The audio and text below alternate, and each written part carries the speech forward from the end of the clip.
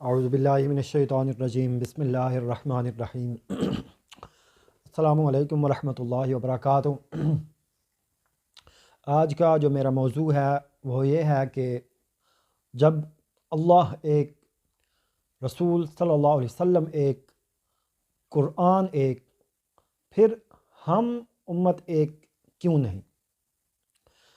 ہمارے مسالک کے مابین بہت زیادہ چیزوں کے بارے میں اختلافات پائے جاتے ہیں، تو کوشش کریں گے آج کی اس ویڈیو میں اور آئندہ آنے والی ایک دو ویڈیوز میں مزید ان اختلافات کو کیسے ختم کیا جا سکتا ہے اس کا کوئی آسان سا حل ڈھونڈنے کی کوشش کریں گے۔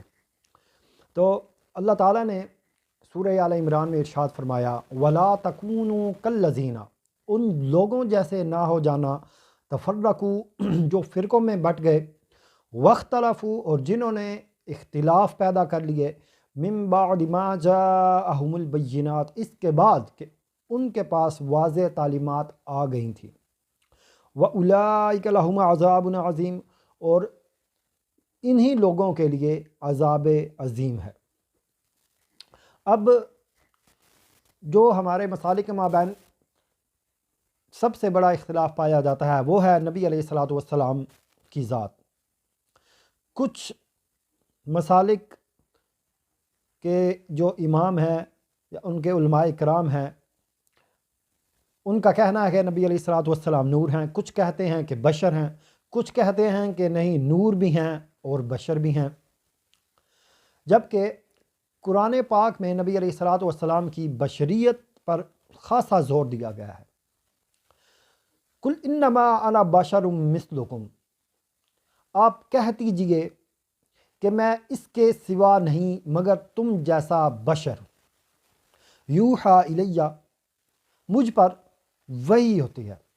اب یہاں پہ فرق یہ ہے کہ مجھ پر وحی ہوتی ہے جبکہ تم پر نہیں ہوتی، میں اللہ کا رسول ہوں اور تم نہیں ہو، اور نبی علیہ الصلوۃ والسلام بشر ہیں مگر سید البشر اور خیر البشر ہیں۔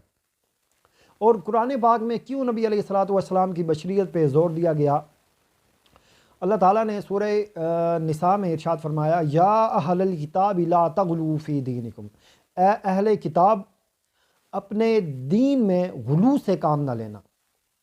یہ بنی اسرائیل کا جو غلو محبت، غلو عقیدت ہی تھی کہ انہوں نے اپنے رسولوں کو رب بنا لیا، اور وہ ان کی محبت میں حد سے بڑھ گئے۔ اسی لیے نبی علیہ الصلوۃ والسلام نے ارشاد فرمایا کہ دیکھو میری قبر کو جشن گاہ یا جلسے کی جگہ نہ بنا لینا۔ اللہ تعالیٰ لعنت فرمائے بنی اسرائیل پر کہ انہوں نے اپنے نبیوں کی قبروں کو جلسہ گاہ بنا دیا۔ نبی علیہ الصلوۃ والسلام اس سے بھی منع فرماتے تھے کہ جب میں آؤں تو تم کھڑے مت ہوا کرو۔ ایک دفعہ نبی علیہ الصلوۃ والسلام کے ساتھ ایک صحابی تھے، ان کے منہ سے یوں ہی نکل گیا ما شاء اللہ و ما شئت، جو اللہ چاہے اور جو آپ صلی اللہ علیہ وسلم چاہے۔ یہ جو ڈائلاگ ہے، یہ جو بات ہے، یہ آج ہم میں بڑی کامن ہے۔ نبی علیہ الصلوۃ والسلام نے فوراً ٹوک دیا اجعلتنی للہ ندا، کیا تم نے مجھے اللہ کے مد مقابل بنا دیا ہے؟ بلکہ ہوگا وہی ما شاء اللہ وحدہ، جو تنہا اللہ چاہے گا۔ تو نبی علیہ الصلوۃ والسلام کی بشریت پر زور دینے کا دراصل مقصد ہی، مطلب ہی یہ تھا کہ اس امت میں بھی سابقہ امت بنی اسرائیل جیسی خرافات پیدا نہ ہوں۔ پھر نبی علیہ الصلوۃ والسلام کی عظمت و وقار، ان کے مقام کو لے کر بحثیں ہیں۔ بھئی جن کا مقام خود اللہ تعالیٰ نے بلند کر دیا ہو، ہمارا خام دماغ وہاں کی ان مقامات کی وسعتوں تک بلا کہاں پہنچ سکتا ہے؟ اللہ تعالیٰ نے سورہ نشر میں ارشاد فرمایا وَرَفَعْنَا لَكَ ذِكْرَكَ، اور ہم نے بلند کر دیا آپ کے ذکر کو آپ کے لیے۔ پھر اس کے بعد نبی علیہ الصلوۃ والسلام کی جو برزخی زندگی ہے اس کے بارے میں بھی بہت سی آرائے ہیں، بہت سے اختلافات ہیں مسالک کے درمیان۔ میں آپ کے سامنے صرف قرآن مجید کی 2 آیات پیش کروں گا۔ سورہ بقرہ میں اللہ تعالیٰ نے ارشاد فرمایا وَلَا تَقُولُوا لِمَن يُقْتَلُ فِي سَبِيلِ اللَّهِ اموات، اور جو لوگ اللہ کی راہ میں مار دیے جائیں ان کو مردہ نہ کہو، بل احیاء، بلکہ وہ زندہ ہیں، وَلَٰكِن لَا يَشْعُرُونَ، لیکن تم شعور نہیں رکھتے۔ یعنی وہ برزخی زندگی میں شہداء زندہ ہیں، اب ان کی زندگی کیسی ہوگی، کیا ہوگی، یہ پہلے ہی فرما دیا کہ تم اس بات کا شعور نہیں رکھتے، تم وہاں تک تمہارا ذہن پہنچ ہی نہیں سکتا۔ پھر سورہ نساء میں ارشاد ہوتا ہے وَمَن يُطِعِ اللَّهَ وَالرَّسُولَ، اور جو اطاعت کرے اللہ کی اور رسول کی، فَأُولَٰئِكَ مَعَ الَّذِينَ أَنْعَمَ اللَّهُ عَلَيْهِمْ، تو وہ ان لوگوں کے ساتھ ہوں گے جن پر اللہ نے بڑا انعام کیا، یعنی من النبیین والصدیقین والشہداء والصالحین، یعنی نبیوں کے ساتھ اور صدیقین کے ساتھ اور شہداء اور پھر صالحین کے ساتھ۔ دیکھیے یہاں پر شہداء تیسرے درجے پر آئے ہیں، پہلے درجے پر نبی، دوسرے درجے پر صدیقین، پھر تیسرے درجے پر شہداء۔ تو اگر ایک شہید زندہ ہے تو پھر جو نبی ہیں اور نبی اور رسول ہیں اور رسولوں کے سردار ہیں ان کا مقام کیا ہوگا؟ تو اگر ایک شہید زندہ ہے اور اللہ پاک ہمیں فرما رہے ہیں کہ تمہیں شعور نہیں ہے کہ وہ ان کی زندگی اب کیسی ہوگی، تو ہم یہ اپنے بحثوں سے، اپنے اختلافات سے یہ کیسے ثابت کر لیں گے کہ نبی علیہ الصلوۃ والسلام کی زندگی، برزخی زندگی کیسی ہوگی؟ ہمارے ہاں بہت سے اختلافات ہیں، ٹھیک ہے، وہ آپ سب کو معلوم ہوگا۔ اب کیا کیا اختلافات ہیں، یہاں پر وہ بات کرنا مقصود نہیں ہے۔ مقصود یہ ہے کہ اگر شہید زندہ ہے تو ہمارے جو نبی ہیں، نبی اور رسول صلی اللہ علیہ وسلم، اللہ کے جو پیارے نبی، جو نبیوں کے سردار ہیں، رسولوں کے سردار ہیں، وہ بھی زندہ ہیں بے شک، لیکن ان کی زندگی کیسی ہے اس کا ہم شعور نہیں کر سکتے۔ اور جو اللہ کو مانتا ہے، اللہ کی کتاب کو مانتا ہے، اس کو بس یہیں پر رک جانا چاہیے۔ اگر وہ اس سے آگے جانے کی کوشش کریں گے، اس بات کو کھوجنے کی کوشش کریں گے جس کے بارے میں اللہ تعالیٰ نے ارشاد فرمایا کہ تم شعور نہیں رکھتے، تو وہ لازماً گمراہ ہو جائیں گے اور اپنے ساتھ دوسروں کو بھی گمراہ کریں گے۔ اب جو بھی اختلافات نبی علیہ الصلوۃ والسلام کے ذات کو لے کر ہیں، نور یا بشر، مقام و فضیلت کیا ہے، برزخی زندگی کیا ہے، ان کا ایک آسان سا حل میں آپ کو بتا دیتا ہوں۔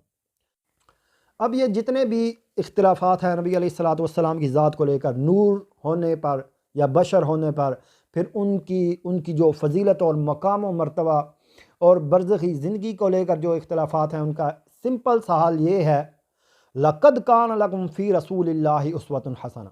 یہ آیت کریمہ بہت ہی مشہور و معروف ہے، کیونکہ نبی علیہ الصلوۃ والسلام کی جہاں پہ سیرت کی بات ہوتی ہے وہاں پہ اس آیت کا لازمی حوالہ دیا جاتا ہے، اور یہ آیت کریمہ بہت بڑی دلیل ہے اس امر پر کہ حضرت محمد صلی اللہ علیہ وسلم کے تمام اقوال و افعال اقتداء و پیروی اور تابعداری کے لائق ہیں۔ پھر دوسری بات سورہ آل عمران میں ارشاد ہوتا ہے کل اطیعوا اللہ والرسول، آپ کہہ دیجئے کہ اطاعت کرو اللہ کی اور رسول صلی اللہ علیہ وسلم کی۔ فَإِن تَوَلَّوْا، پھر اگر وہ پھر جائیں، فَإِنَّ اللَّهَ لَا يُحِبُّ الْكَافِرِينَ، تو اللہ کافروں کو پسند نہیں فرماتا۔ یعنی آپ کلمہ گو ہیں، مانتے ہیں قرآن کو، نبی علیہ الصلوۃ والسلام کی ذات کو، اللہ تعالیٰ کی ذات کو، مگر آپ پیروی نہیں کرتے، اطاعت نہیں کرتے، تو گویا اللہ ایسے لوگوں کے لیے لفظ کافر استعمال کر رہے ہیں، اللہ ایسے کافروں کو پسند نہیں فرماتا۔ ہمارے لیے بس یہی حکم ہے، نبی علیہ الصلوۃ والسلام کی ذات کو لے کر بس ہمارا یہی کام ہے کہ ان کا اسوہ حسنہ ہمارے لیے بہترین نمونہ ہے، اور ان کی اطاعت کا، ان کی پیروی کرنے کا ہم کو حکم ہے۔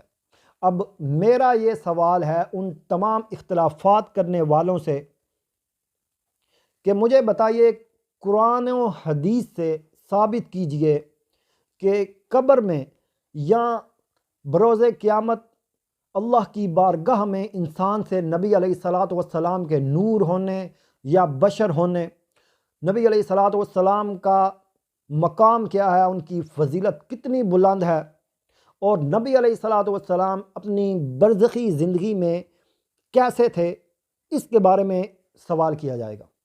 کوئی ایک قرآن کی آیت یا کوئی ایک حدیث کہ یہ بھائی تم سے سوال پوچھا جائے گا ان تینوں چیزوں کے بارے میں، تو اگر تم نے ٹھیک جواب دیا تو تم جنت میں جاؤ گے، لیکن اگر ان سوالات کے جواب نہیں دے سکے تو تم دوزخ میں چلے جاؤ گے۔ اپنے اپنے مسالک کے علماء سے پوچھئے، ہے کوئی اس چیز کا جواب؟ یقیناً نہیں ہوگا۔ یہ فضول کے اختلافات ہیں، فضول کے یہ ہمارے مسئلے ہیں جو ہم نے خود کھڑے کیے ہوئے ہیں، ان کا دین اسلام سے کوئی تعلق نہیں۔ جہاں تک نبی علیہ الصلاۃ والسلام کی ذات کا تعلق ہے تو ہمارا کام ہے ان کا جو اسوہ حسنہ ہے اس پر عمل کرنا، نبی علیہ الصلاۃ والسلام کی اطاعت کرنا، یہی اللہ تعالیٰ کی طرف سے ہمیں حکم ہے۔ باقی ہم سے بالکل یہ سوال نہیں پوچھا جائے گا کہ وہ بشر تھے یا نور تھے، ان کا مقام و مرتبہ بتاؤ کیا تھا، یا برزخی زندگی میں وہ کیسے تھے۔ یہ سب ہمارے اختلافات ہیں اپنے بنائے ہوئے۔ یہ ویڈیو بنانے کا مقصد ہی یہ ہے کہ ہم ان اختلافات کو ختم کریں اور ایک امت بن جائے، کیونکہ اگر یہ اختلافات جب تک ہمارے درمیان موجود رہیں گے تو تب تک ہم ایک امت بالکل بھی نہیں بن سکتے۔ اور جہاں تک اپنے اپنے مسالک کے اماموں کی کتابوں سے ان مسائل کا حل ڈھونڈنا ہے، تب تو یہ مسائل لا ینحل ہیں، سوال ہی بھی نہیں پیدا ہوتا کہ ہم ان کو حل کر سکیں۔ لہٰذا آئندہ آنے والی ویڈیوز میں اسی طرح کے جو ہمارے درمیان اختلافات ہیں ان کے اوپر بات ہوگی، اور دیکھیں گے کہ ہمیں کس طرح انہیں حل کرنا ہے۔ اللہ تعالیٰ سے دعا ہے کہ ہمیں دین کی سوجھ بوجھ عطا فرمائے۔ وما علینا الا البلاغ المبین۔